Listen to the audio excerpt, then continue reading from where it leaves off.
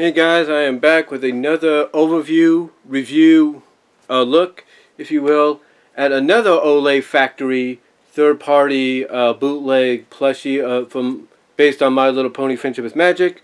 And this time we have Princess Cadance. And as you could probably tell just by watching it in the video, she is basically the smallest out of the plushies that I have. In fact, I think she's about the same size as Sunset, maybe a bit smaller.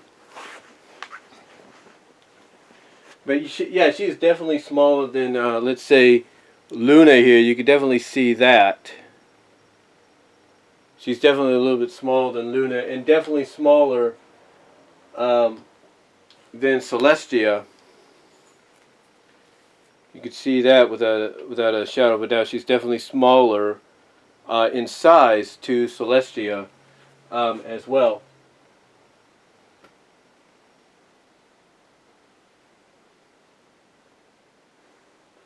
And a matter of fact, she's actually... Oops, I just dropped a Twilight plush there. Put Twilight back up there. Nope. But you could definitely tell she's about the same size as Sunset here. Sunset's a little bit more fuller though, thick-wise. But she's definitely about the same size. In a sense. She's just a bit smaller, I think. Sunset, I think when they made Sunset, they made her a little bit bigger. But, yeah, Cadance is just a bit smaller than Sunset, but around the same size. And it's a great... And one thing I will say about OlyFactory that I didn't get a chance to mention otherwise is when they created Celestia and Luna and Cadance, and I think even they did their own version of Twilight, is they went by the size of the characters. Like, Celestia is the biggest. She's bigger than... Celestia is the biggest. Luna is the second biggest, and Cadance and Twilight are about the same size. Even though the show kind of has Twilight a bit smaller, they're about the same size. But as we can see here, the character design of her is almost in a way very show accurate. Like I said, it's not totally show accurate, but it's there, close. You have a cutie mark right there. And right there, so it's on both sides. It's not like Luna's, where it's kind of like overlapping onto each other. The wings are kind of not wired. They're kind of like sewed in a little bit. And try to hold her up there for a second. They're kind of sewed in a little bit there. So hold on. It's hard to balance on a thing like this.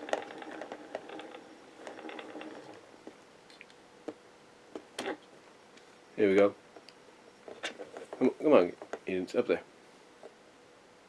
But like I said, the wings are sewed in. They're not wired or anything like Luna's and Celestia, so they're kind of sewed in on both ends here.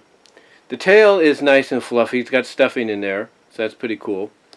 The hair is a little bit more movable. I think when I got her, what happened is there was a string. In fact, you can see it right here. The string on her, in fact, you can even see it right there. The string, but I can point it right here, came a little loose, and so you could see her hair, her eye fully. But it was supposed to like go over a little bit, like I think it was supposed to do that. But now you can kind of be like this a little bit, so you kind of see her eye fully. So that's the only nitpick I have about it. I think that came a little loose when I got it out of the package. Her crown, of course, is behind her head, which is a nice little crown. It's not made of the silk fabric like Celestia's, but it's pretty nice.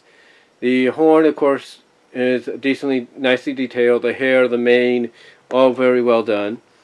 The biggest difference with her is, unlike Luna and Celestia, her little hoof decals, if you will, are not silver. They're not made of metallic fabric or whatever it's called. They're actually just made of regular fabric, so that's alright. Overall, the design of Cadance, I think, is pretty good. Close to being show accurate.